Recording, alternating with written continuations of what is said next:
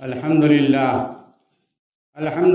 نحمده ونستعينه ونستغفره ونؤمن به ونتوكل عليه ونعوذ بالله من شرور أنفسنا ومن سيئات أعمالنا من يهد الله فلا مضل له ومن يضلله فلا هادي له ونشهد أن لا إله إلا الله وحده لا شريك له ونشهد أن محمدا عبده ورسوله أما بعد فقد قال الله تبارك وتعالى في القرآن المجيد والفرقان الحميد أعوذ بالله من الشيطان الرجيم بسم الله الرحمن الرحيم يا أيها الذين آمنوا اتقوا الله وكونوا مع الصادقين صدق الله العظيم وصدق رسوله النبي الأمين الكريم ونحن على ذلك لمن الشاهدين والشاكرين والحمد لله رب العالمين۔ معزز سامعین کرام، قبل اس کے کہ میں کچھ عرض کروں، بارگاہ رسالت مآب صلی اللہ علیہ وسلم میں حدیر درود و سلام کا نذرانِ مقدس پیش کریں۔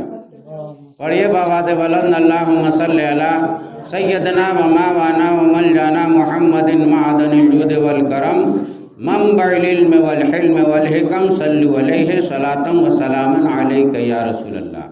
برادران محترم، میں نے آپ کے سامنے خطبہ مسنونہ کے بعد قرآن مقدس کی ایک آیت کریمہ کی تلاوت کا شرف حاصل کیا ہے۔ رب تبارک و تعالی ارشاد فرماتا ہے، یا ایھا الذین آمنوا اتقوا اللہ وکونوا مع الصادقین۔ اے ایمان والو، اللہ سے ڈرو اور سچوں کے ساتھ ہو جاؤ۔ اے ایمان والو، اللہ تبارک و تعالی نے لفظ ایمان کے ذریعے ہم مسلمانوں کو مخاطب کیا، جبکہ انبیاء سابقین کے زمانے میں یہ دستور رہا ہے کہ اللہ تبارک و تعالی لفظ ایمان کے ذریعے انبیاء کرام کو مخاطب کرتا رہا۔ نبیوں کو اس لفظ سے اللہ تبارک و تعالی انہیں مخاطب کیا، لیکن آج اللہ تبارک و تعالی نے ہم مسلمانوں کو یہ فضیلت عطا فرمائی کہ وہ لفظ جو نبیوں کے لیے استعمال کیا جاتا رہا، اس لفظ کے ذریعے اللہ تبارک و تعالی ہمیں مخاطب کر رہا ہے۔ اور وہ کیوں؟ اس لیے کہ ہمیں نسبت ہے سرکار مصطفیٰ صلی اللہ علیہ وسلم کی ذات گرامی سے، وہ ذات گرامی جس کے صدقے میں اللہ تبارک و تعالی نے اس کائنات کو وجود بخشا، اس کائنات کو بنایا۔ اگر آپ نہ ہوتے تو اللہ تبارک و تعالی اس کائنات کو نہیں بناتا۔ تو سرکار مصطفیٰ صلی اللہ علیہ وسلم جو تمام نبیوں کے نبی ہیں، ہم ان کی امت میں ہیں، تو اسی نسبت کے صدقے میں اللہ تبارک و تعالیٰ نے اس لفظ سے ہمیں مخاطب کر رہا ہے، اور ایک مرتبہ نہیں، 2-4 مرتبہ نہیں، 5-10 مرتبہ نہیں، بلکہ 88 مرتبہ اللہ تبارک و تعالیٰ نے قرآن مقدس میں اس لفظ کے ذریعے، یعنی لفظ ایمان کے ذریعے ہم امت محمدی صلی اللہ علیہ وسلم کو یاد فرمایا ہے۔ درود شریف پڑھی، اللہم صلی علی سیدنا مولانا محمد بارک وسلم صلاۃ و سلام علیک یا رسول اللہ۔ تو اللہ تبارک و تعالیٰ نے ارشاد فرمایا، یا ایھا الذین آمنوا اتقوا اللہ وکونوا مع الصادقین۔ اے ایمان والو، اللہ سے ڈرو اور سچوں کے ساتھ ہو جاؤ۔ اللہ سے ڈرو اور سچوں کے ساتھ ہو جاؤ۔ اے ایمان والو، ایک مسلمان کے لیے ایمان کا ہونا اور تقوی کا ہونا، یہ دو باتیں، ایمان اور تقوی، ایک ایمان والے کے لیے، ایک مسلمان کے لیے، ایک مومن کے لیے بہت ہی بڑی دولت ہے، کیونکہ یہی دو چیزیں نجات کا ذریعہ ہیں۔ یہ دو بہت بڑی پونجی ہے۔ جس طریقے سے ایک دولت مند کے یہاں دولت ہے تو اسے ہمیشہ یہ خطرہ رہتا ہے کہ کوئی چور اچکا، کوئی رہزن، کوئی ڈاکو ہمارے دولت کو نہ چھینے، اور وہ ہر طریقے سے چھپا کر کے اپنی دولت کو رکھنا چاہتا ہے اور رکھتا بھی ہے۔ تو دولت کی ہم حفاظت کرتے ہیں اور چوروں اچکوں سے ہمیشہ بچانے کی کوشش کرتے ہیں۔ وہ دولت جو اس دنیا میں ہی کام آنے والی ہے، اور جب تک کہ اس دولت کو دین کے راستے میں نہ خرچ کیا جائے تب تک وہ دولت نہیں، اور وہ دولت جو ہے عاقبت میں اس کا کوئی فائدہ نہیں۔ اگر اسی دولت کو ہم دین کے لیے استعمال کریں، مثال کے طور پر زکوٰۃ ادا کریں، صحیح طریقے سے فطر دے دیا کریں، مہمانوں میں خرچ کریں، اپنے پریوار میں خرچ کریں، ضیافت کریں، ایک دوسرے کی ضرورتوں پر کام آئیں، ایسے موقع سے ہم اپنی دولت کو استعمال کرتے ہیں تو اب یہی دولت فائدہ مند ہے، مفید ہے۔ لیکن جو دولت دین کے راستے میں خرچ نہ کیا جائے، صرف دنیا ہی میں اسے خرچ کیا جائے تو وہ دولت نہیں ہے، اور اس دولت کا آخرت میں کوئی حصہ نہیں ہے۔ تو ہم اپنے دولت کی حفاظت کرتے ہیں۔ اسی طریقے سے رب تبارک و تعالیٰ نے ارشاد فرمایا، یا ایھا الذین آمنوا اتقوا اللہ، اے ایمان والو تمہارے لیے دو چیزیں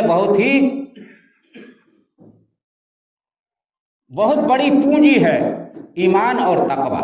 تقوی کے معنی ہوتا ہے پرہیزگاری، نیک راستے پر چلنا، گناہوں سے محفوظ رہنا، اللہ اور اس کے رسول صلی اللہ علیہ وسلم سے ڈرنا، سنت مصطفیٰ پر چلنا، ان تمام مجموعہ کو تقوی کہا جاتا ہے۔ تقوی کے معنی پرہیزگاری، تو پرہیزگاری اور ایمان، یہ تو دو چیزیں ایک ایمان والے کے لیے بہت ہی بڑی پونجی ہے، اور اسی پونجی کی حفاظت کے لیے اللہ تبارک و تعالیٰ نے ارشاد فرمایا، وَكُونُوا مَعَ الصَّادِقِينَ، سچوں کے ساتھ ہو جاؤ تاکہ تمہارے ایمان و تقوی کی حفاظت ہو جائے۔ قرآن مقدس میں ایک مقام پر رب تبارک و تعالیٰ ارشاد فرماتا ہے، ان الشیطان للانسان عدو مبین، بے شک شیطان انسان کا کھلا ہوا دشمن ہے۔ جس طریقے سے ہماری دولت کا دشمن چور اور ڈاکو چکے ہیں، رہزن ہیں، اسی طریقے سے ہمارے تقوی اور ایمان کا ڈاکو جو ہے شیطان ہے۔ وہ ہمیشہ شیطان جو ہے کوشش میں لگا رہتا ہے کہ کس طریقے سے فریب دے کر کے، اپنا جال بچھا کر کے، مکر و فریب کے ذریعے ہم اس ایمان والے کے ایمان کو اور تقوی پرہیزگاری کو چھین لیں۔ تو شیطان سے بچانے کے لیے اللہ تبارک و تعالیٰ نے ارشاد فرمایا، اے مسلمانوں تم ایمان لائے ہو، تم مومن ہو، اور تم تقوی والے بھی ہو، پرہیزگار بھی ہو، مگر صرف اتنا سے کام نہیں چلے گا، بلکہ تم کو اپنے ایمان اور تقوی کی حفاظت کرنی پڑے گی، اور اس کے لیے تمہیں شیطان سے بچنا ہے، اور شیطان سے بچنے کے لیے تم کو اللہ والوں کے ساتھ رہنا ہے۔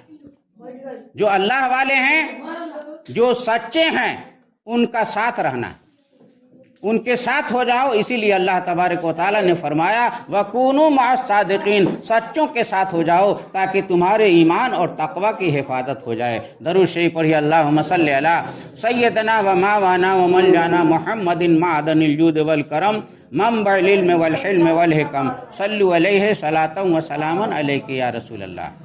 حضرت بایزید بسطامی رحمۃ اللہ علیہ بہت ہی جید عالم دین اور اپنے زمانے میں ولایت کے آفتاب و مہتاب گزرے ہیں۔ یہ حضرت بایزید بسطامی رحمۃ اللہ علیہ ایک مرتبہ پیادہ یعنی پیدل چل کر حج بیت اللہ کے لیے روانہ ہوئے، پیادہ پیدل چل کر کے۔ اس زمانے میں آج کل کے سواریوں کی سہولت نہیں تھی، کہیں آنے جانے کے لیے جس طریقے سے ہم لوگ جب چاہتے ہیں جہاں چاہتے ہیں کوئی نہ کوئی سواری، ریل گاڑی، بس، ہوائی جہاز وغیرہ کے ذریعے ہم کہیں آتے جاتے ہیں، تو اس زمانے میں یہ سب سواریاں نہیں تھیں، اونٹوں پر، گھوڑوں پر، خچروں پر لوگ سوار ہو کر کے سفر کیا کرتے تھے، اور بہت سارے لوگ پیدل بھی سفر کیا کرتے تھے، جھنڈ بنا کر کے، جماعت بنا کر کے، ایک قافلہ بنا کر کے، اس طریقے سے لوگ سفر کیا کرتے تھے۔ تو حضرت بایزید بسطامی رحمۃ اللہ علیہ پا پیادہ یعنی پیدل چل کر کے کعبہ کے طواف کے لیے روانہ ہوئے۔ راستے میں ایک فقیر روشن ضمیر سے ملاقات ہو گئی۔ اس فقیر روشن ضمیر نے یعنی اس اللہ والے نے حضرت بایزید بسطامی رحمۃ اللہ علیہ سے پوچھا کہ اے بایزید، آپ کہاں جا رہے ہو؟ تو آپ نے ارشاد فرمایا کہ میں حج بیت اللہ کے لیے جا رہا ہوں، کعبہ کی زیارت کے لیے جا رہا ہوں، کعبہ کی طواف کے لیے جا رہا ہوں۔ تو اس روشن ضمیر فقیر نے ارشاد فرمایا مولانا رومی رحمۃ اللہ علیہ کی زبان میں کہ کعبہ را ایک بار بیتی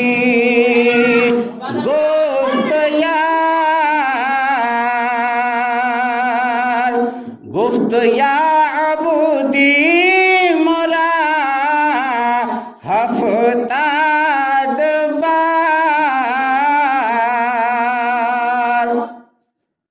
اے بایزید، اللہ تبارک و تعالیٰ نے کعبہ کو اپنا گھر ارشاد فرمایا۔ کعبہ کے بارے میں کیا فرمایا کہ یہ میرا گھر ہے، بیت اللہ ہے، اللہ کا گھر۔ ایک مرتبہ اس نے ارشاد فرما دیا کعبہ کے بارے میں کہ یہ میرا گھر ہے، تو وہ اللہ کا گھر ہو گیا، اور اس گھر کی زیارت کے لیے آپ جا رہے ہو۔ تو ایک مرتبہ کعبہ کو اپنا گھر کہا تو وہ کعبہ مکرم ہو گیا، معظم ہو گیا، اور شریعت میں اس کعبے کی زیارت کرنے کا، احترام کرنے کا، طواف کرنے کا حکم بھی ہے۔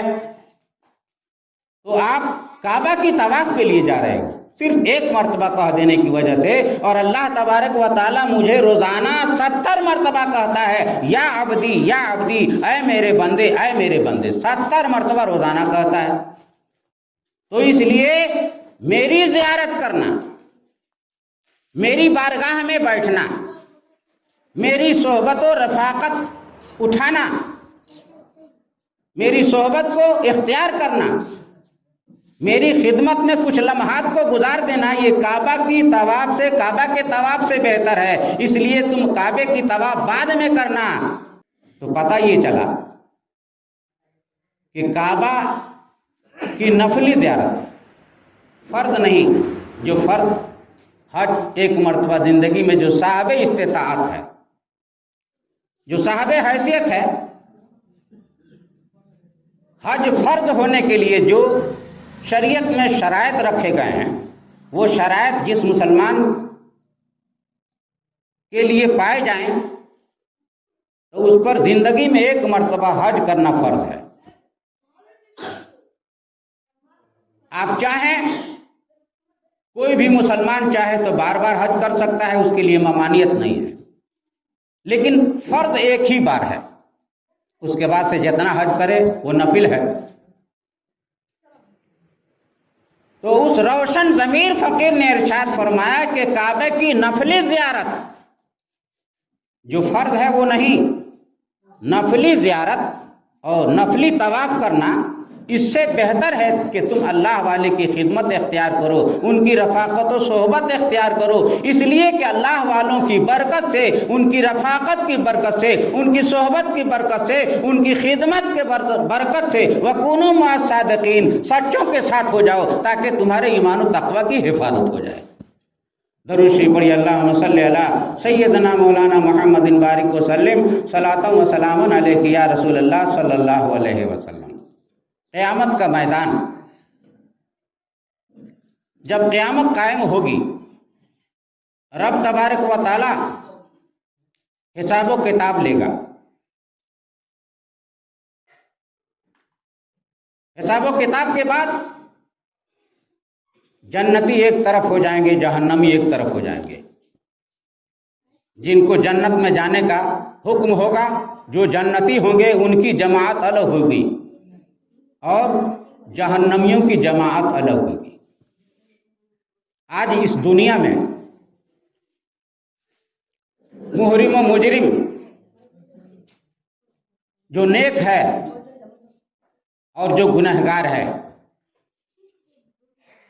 یہ دونوں ایک ساتھ رہتے ہیں۔ ایک آدمی مسجد میں نماز پڑھنے کے لیے جاتا ہے اور ایک آدمی نماز کے بہانے مسجد میں جوتا چورانے کے لیے جاتا ہے۔ دونوں جا رہے ہیں۔ ایک نیک ہے جو نماز کے لیے جا رہا ہے، عبادت کے لیے جا رہا ہے، اور ایک برا ہے جو غلط نیت سے جا رہا ہے۔ نماز تو ایک بہانہ ہے، دونوں جا رہے ہیں لیکن اس کی کوئی پہچان نہیں ہے۔ ہم نہیں جانتے ہیں کہ کون گنہگار ہے کون نیک ہے، نیت دونوں کی الگ الگ ہے۔ اللہ تبارک و تعالیٰ کا کتنا بڑا کرم ہے کہ وہ پردہ پوشی فرماتا ہے، ہمارے عیب پر پردہ ڈالتا ہے۔ لیکن قیامت کے دن ایسا نہیں ہوگا، حساب و کتاب ہو جائے گا، جنتی ایک طرف اور جہنمی ایک طرف۔ حکم ہو جائے گا، جنتی جنت میں جا رہے ہوں گے، جہنمیوں کے صف میں سے ایک آدمی نکلے گا جس کے لیے جہنم واجب ہو چکا ہے، حکم ہو چکا ہے کہ تم جہنمی ہو، تم کو جہنم میں جانا ہے۔ اور جنتیوں میں ایک اللہ کے ولی کو جاتے ہوئے جنت میں دیکھے گا، ایک عالم دین کو جنت میں جاتے ہوئے دیکھے گا، ایک حافظ قرآن کو جنت میں جاتے ہوئے دیکھے گا۔ وہ جہنمی نکل کر کے ہاتھ پکڑ لے گا، اے حضور کہاں جا رہے ہیں؟ یاد کیجئے کہ میں وہ ہوں کہ میں نے آپ کو ایک مرتبہ پانی پلایا تھا اور آپ مجھ کو چھوڑ کر کے چند لمحہ میں نے آپ کی صحبت اختیار کی تھی۔ جب پانی پلایا تھا تو آپ کی خدمت میں تھا اور آپ مجھے چھوڑ کر کے اکیلے جا رہے ہیں۔ ایک اور آدمی، ایک اور جہنمی نکلے گا، ایک اللہ کے ولی کے دامن کو پکڑ لے گا، کہے گا کہ حضور آپ مجھے پہچانتے نہیں ہیں، ذرا غور تو کیجئے کہ میں نے آپ کو ایک مرتبہ وضو کرنے کے لیے پانی دیا تھا اور آپ خالی خالی جا رہے ہیں، اکیلے جا رہے ہیں۔ تو وہ ولی، وہ عالم دین، وہ حافظ قرآن جس کو جنت میں جانے کے لیے اللہ تبارک و تعالیٰ نے حکم دے دیا ہے، وہ اس گنہگار جہنمی جس نے پانی پلایا تھا دنیا میں، وضو کرایا تھا، رب کی بارگاہ میں اس کی شفاعت کرے گا، اور اس کی شفاعت سے، اس کی دعا سے، اس کے فریاد سے اللہ تبارک و تعالیٰ کی رحمت جوش میں آ جائے گی، اور اللہ تبارک و تعالیٰ وہ شخص جس پر جہنم واجب ہو چکا تھا اس کو بخش دے گا اور جنت میں جانے کا حکم ارشاد فرما دے گا۔ اسی لیے اللہ تبارک و تعالیٰ نے ارشاد فرمایا، یا ایھا الذین آمنوا اتقوا اللہ وکونوا مع الصادقین، اے ایمان والو سچوں کے ساتھ ہو جاؤ تاکہ تمہارے ایمان اور تقوی کی حفاظت ہو جائے۔